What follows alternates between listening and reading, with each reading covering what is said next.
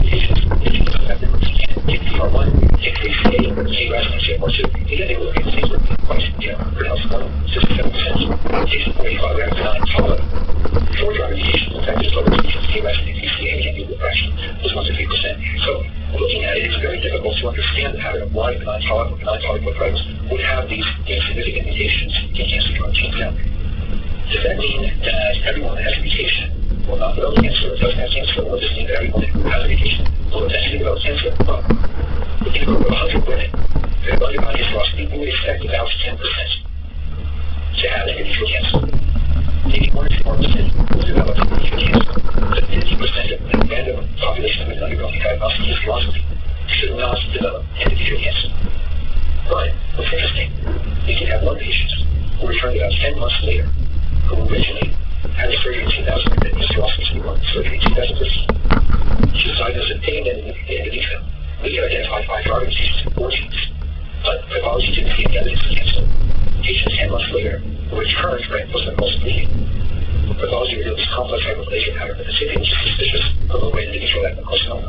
And 11 months after that additional lavage with that molecular analysis, a grade 1 stage 1A endometrial cancer was removed, and there's no recommendation of grade 1 cancer. The question is a picture of that cancer. So there is potentially some predicted value in this. The problem is the noise, or the background is too high. And by writing this, I was going to quotation marks around the word noise. We don't know what that noise is. Now, the only associations we can find with the presence of mutations were really age and menopausal status within 2 women. But the older you were, and if you're postmenopausal, you were more likely to have these driver mutations. Now, to give you a little bit of perspective on the power of the power, this is actually one of the issues here is what you see that what the pathologist looks at on the slide. So these slides are all from one patient. If you look at the second row, if you look at slide 17, 16 there, if you've got good eyes and you've got a good video on there, you'll see there's actually some little black dots left by a Velcro pen. That's the patient's cancer. Those areas are where we were about cancer areas, but we believe those cancers were the ones that actually knitted the DNA of the cells that we were able to detect by the molecular analysis. So the power of the approach is really quite high. The sensitivity to detect these mutations is very high. In conclusion, I really try to think about future work, but let me just highlight 3 things. So I think the study provides the first evidence for the ability of an NGS-based approach to prospectively detect early-stage endometrial cancer. Again, not to just be getting this over the head, but the point is these were microscopic cancers detected on essentially saline fluid that was considered waste material. We could use the panel, which was designed specifically for endometrial cancer, to detect these mutations. The study also identified a previously unknown but highly prevalent landscape of driver and potential driver mutations in women without histopathologic evidence of endometrial cancer. So remember, 51 women had mutations in cancer driver genes. What does this mean? And when you think about it, this complex genetic environment, what does it reveal about our current understanding of detection of genetic mutations in tumorigenesis? Predicting the clinical consequences of mutation detection and how we make patient care decisions in light of these findings. It's not enough just to say, yes, there's a mutation, yes, we can validate it, we know what we found is true. How does that play into the reality of cancer development in these studies? So, just on these last slides, I just want to leave you kind of with a thought, and this is, our understanding of the development of cancer. Clearly, and this is a cartoon that I taken from a Nature Reviews Cancer article. So, from the left side of the panel, normal tissue, to the right, invasive cancer, and in a number of different tissues, there are a number of different, pathology or histopathology, recognized features that we can go through the entire length of spectrum from normal to cancerous tissue, and really some of the findings and some of the timelines that are there. Now, that really plays into our understanding of the development of cancer.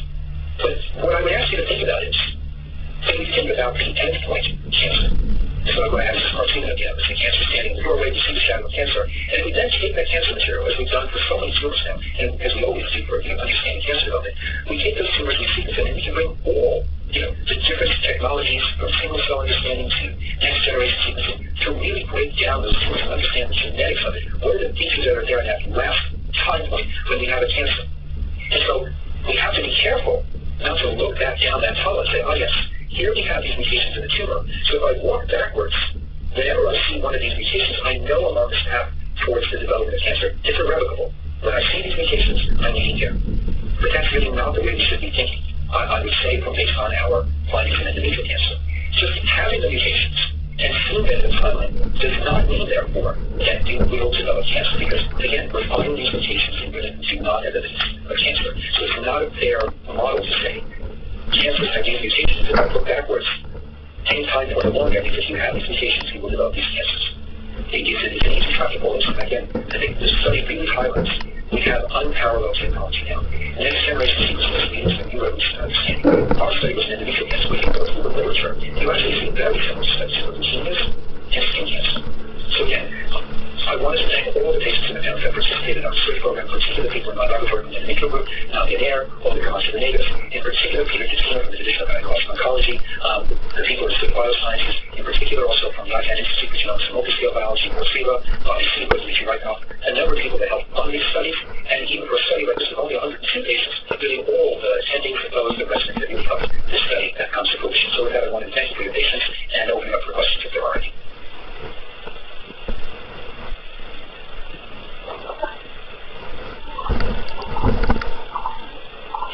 Thank you, Dr. Martinetti, for that informative presentation. It's time for Q&A. If you have a question you'd like to ask Dr. Martinetti, please do so now. Just click on the Bing Q&A button at the lower left of the presentation window, type your question in the box that appears on your screen, and click on the send button.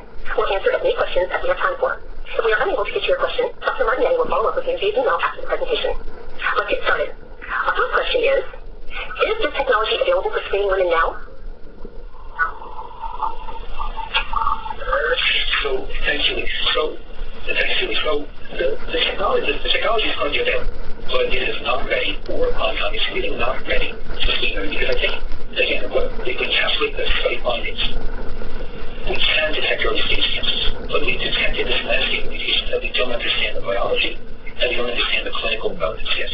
So in any good screening tool, what you'd really like to be able to do is act on the findings and outputs. And we're at a point where we would be identifying women who do not have cancer, probably will not develop cancer, and we wouldn't know what to tell them. Really, what we want to get to is the point where we can understand what these mutations in women without cancer really means.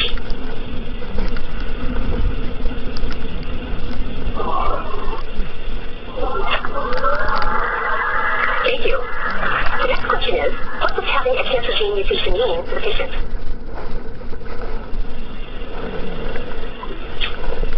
Well, yes.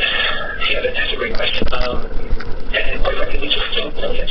What we're finding is that as we look in this population of patients, in other words, women, where we're looking at endometrial tissue, the results parallel what others have seen, looking at skin and P53 mutations, or looking at blood and looking at leukemia cancer drugs. These mutations seem to accumulate, but they don't seem to be cancer, so we don't know what it means yet clinically. Really, that really becomes kind of the point of the larger study, collaborative study, looking at larger numbers of women and following these women over a period of time.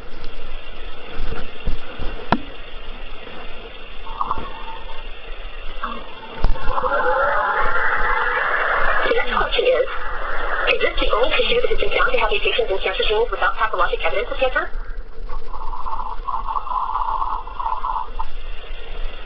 Well, thank you. Thanks, Julie. I guess as an answer to the previous question, it's actually not. As I mentioned in the answer to the previous question, there are other tissues, for example, in skin. In tissue, the skin has been removed, let's say, from the upper eye that people are undergoing plastic surgery. You can actually look at that skin and go really deep again and break up small pieces of tissue into small areas, and you can sequence for the presence of P53 mutations, and again, you find entire clonal patches of P53 mutations. But again, when you look at the skin, other than just age in some people, there's really no evidence of any cancer present. It looks like normal skin. Same with blood. In some of the large number of studies, we have 4 different studies, so in total more than 20,000 patients where people do GWAS studies for different psychiatric disorders. Kind of as an unexpected outcome there, people have identified a small percentage, but still a very small percentage, 3-4% of individuals that carry mutations that were known leukemic driver genes, cancer driver genes, and the individuals that submitted these samples had no evidence of cancer. Now, that's 2 examples. This is actually even identified in a very recent study that women that were undergoing a laboratory peritoneum that were ovarian cancer. So there were 2 groups, a group with ovarian cancer, a positive group that did not have ovarian cancer. When you actually looked at the peritoneum of these women that didn't have cancer, again, you found P53 mutations. They're very low fraction, but that's probably diluted in the surface area that's there. But again, you found P53 mutations there. So my impression is that the more we look and the more we bring these technologies to bear, the more we start using very high coverage of particular areas of genes, the more mutations we're going to find. I hope that answers the question.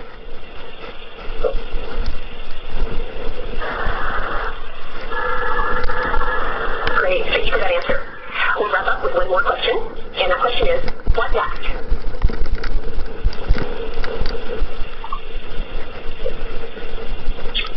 Well, next, well, again, that's part of the other questions and the other answers I didn't really. And I think it takes a couple of different forms. I think one form for what next is really to follow the women in the study that we've already identified these mutations over time. What becomes of these women?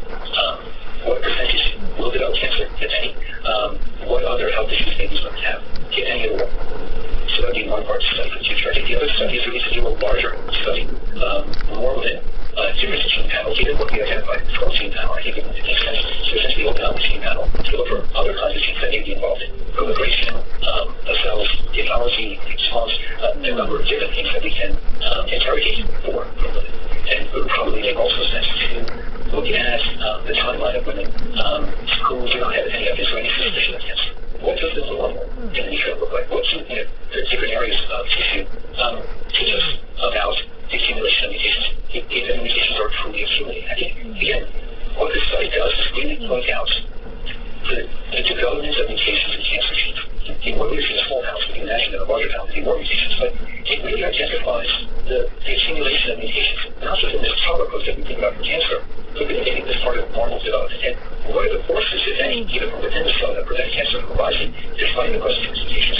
Or forces externally, again, even just whatever it may be in the environment that could be suppressing these mutations. I think it would be a quite exciting period to see, what is kind of opening a window in the identification of mutations will really teach us more about the biology of normal tissue and potential of transformation, carcinogenic transformation.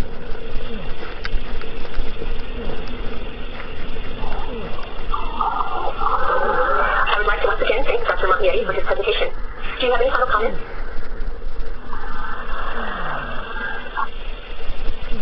Well, first of all, I wanted to acknowledge that the format of this, and I think having traveled a lot, I think the format is quite nice in the sense that people can just log in and hopefully be exposed to something that get the travels and hear about, and just seems to be able to get questions from different individuals. But I really do think what I'd like to leave as a take-home is we're really at an exciting time where NGS and panels and really a lot of the new technology is really going to open a new window for us to understand, probably the way maybe 100 years ago when people first had access to X-rays and we could look inside bodies, and the level of understanding jumped incredibly. But it also raised a lot of questions. What is that? Is that normal? Is that not normal? As regards to CTs and PET scans and MRIs, more recently, again, it opened up a whole new knowledge base for not only diagnosing illness, but really maybe understanding normal development. And again, I think we're really on that verge of understanding again. With NGS and really the application, the availability to do these kinds of studies, we're going to be opening up a lot of doors, getting into a lot more questions and a lot more kind of head scratching and really series of thoughtfulness. But again, I think this is really the exciting part. We're on the verge of really being able to break in, break down, and really understand things that we've never been able to see before on the genetic side of tissue growth and development.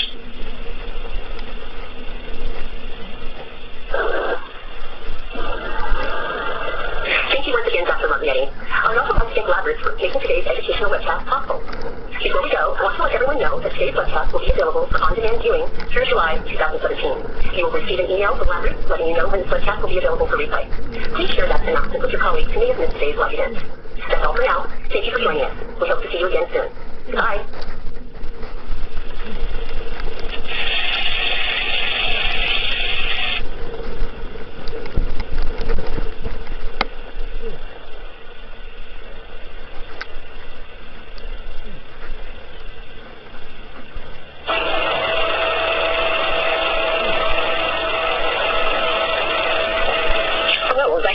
Live webinar, Tissue-Derived Microtumor Systems, Future Trends Towards Improved Testing Systems. I'm Judy O'Rourke of LabRoots, and I'll be moderating this session. Today's educational webinar is presented by LabRoots, the leading scientific social networking website and provider of virtual events and webinars advancing scientific collaboration and learning. It's brought to you by PerkinElmer. PerkinElmer is a global leader focused on improving the health and safety of people and the environment.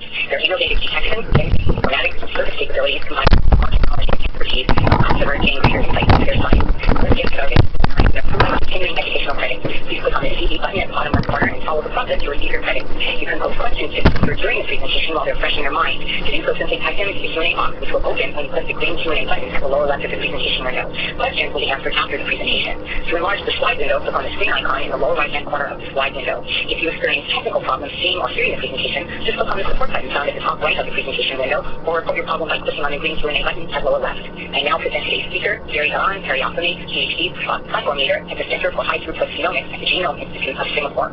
Dr. Periostomy research focuses on the cancer biology, drug resistance, disease modeling, and signaling pathway network of human diseases. It is able to run high throughput functional and chemical genomics for target identification and validation and proof of principle studies. Dr. Periostomy current focus is on discovery and identification of novel gene functions and phenotypes upon RNAi-mediated gene silencing or cDNA overexpression, or uncovering novel mechanisms of drug resistance. He plans to develop robust and comprehensive panels of 3D cell culture models, patient-derived primary cells for the characterization of different disease phenotypes, and investigative chemo response to novel or known drugs. He would also like to establish an array of next-generation preclinical 3D tissue models for predictive toxicology screening and validation against traditional animal model systems. Previously, he worked as a scientific director of the HCS screening core facility at PCAM in India, and as a group leader at Piramal Life Sciences Limited in Mumbai, India. Dr. Periostomy studied at the Center for Biotechnology at China University, where he obtained his PhD in biotechnology. He has more than 15 significant publications and 8 patents to his credit. Dr. Periostomy will now begin his presentation. Hi. I'm welcoming everyone to this webinar, which is sponsored by Sakinirma. I'm going to discuss about patient-derived microtumor systems, which is a future trend towards improving the testing system for us to realize the potential of HTS and HCS, actually, which is a high throughput and high content screening. So in this slide, I'm going to discuss about how this evolution of HTS strategies for the past decade. So initially, the HTS was largely focused on biochemical base, which is like enzyme substrate reaction, and people will look out for the readouts. I think as the technology improved towards the high content screening, which is like a high content imaging, so we can look at the specific changes in the nucleus or in the tubulin or in the specific proteins. So like when those technologies have started improving, I think this high throughput is coupled with high content screening with the technology involvement. Actually, you can see that like how people can phenotype now, actually, because this is what has leads to there is a revolution in the high throughput screening. I think people have started looking back into the high throughput screening and for the meaningful target identification or drug development. So what are the different types of high content screening systems can offer a different type of a face to us? I think here you're seeing the equipment which is the Phoenix, which is one of the latest versions from the Putnam. We have this in our platform here in Singapore. I think which we are using this particular core technology by different users of different disease biology groups to run their high throughput and high content screening. So here we can do fixed cell assays, and we can do live cell, and also we can do a complex cellular models like 3D models, and then protein-protein interaction studies. And we can also try, like, basically this will lead to the high throughput phenotyping, because in a well-level data, or you can select the cell-level data, which can be followed by the deep analysis of Columbus and other related software. So there is a need for us to generate relevant in vitro models in order to go back to the translational research, or whatever we do in the bench, if we want a complete translation impact of what we are trying to do. So I think if you see this, the different type of cell culture or the animal model, for example, if it is a 2D cell culture, or if it is a 3D, or if it is an organoid, you can see the ease of manipulation is easy, because if you wanted to run assay very quickly, and if you wanted to have a very reproducible data in terms of, like, say your ratio is close around 90 to 95% of reproducibility, then I think that's how the screening was there previously, actually, because a lot of people were in two-dimensional cell cultures. But I think if you see whatever the output we are going to see in this particular screening effort, actually, because if you see the green line, the more power which we are getting it is only from the highly complex models. Actually, I think that's why I think some of our groups here in Singapore, actually, right now we are working on a lot of 3D models as well as on the organoid model in order to derive the more relevant and also the meaningful information which can be translated back into the clinic. So I think to do this, I think we have a high content biology. Basically, like I can talk about this. Basically, like you can look into the cell cycle or the tumor cell morphology, or you can look into the skeletal muscle morphology, or like say hepatic morphology, or like you can look into the genotoxicity by looking specifically into the nucleus. So based on this technology, the way it has come up right now, so people are now revisiting the phenotype-based drug discovery, because earlier the target-based drug discovery, right from the enzymes, isolated enzymes, and then you look for enzyme substrate reaction, and then you find agonists or antagonists. then you come into the cell-based assays. But now, I think now, because since we have this high concern approaches, so people are now trying to embarrass the biological complexity of creating a much more relevant assays for a particular disease model. I think that is going to be an advantage for every disease model, because we are going to look like we are going to gain the basic information, which is going to be really useful for the translational effort. I think coming into the cancer, right, I think everyone knows that I think human cancers are completely heterogeneous. So it is like every thumbprint, how it is different, so every tumor is also different. So people are looking at the cancer at a different angle, because it is not like a one disease. It is driven by multiple dysregulated pathways that can lead to the cancer. And when you look at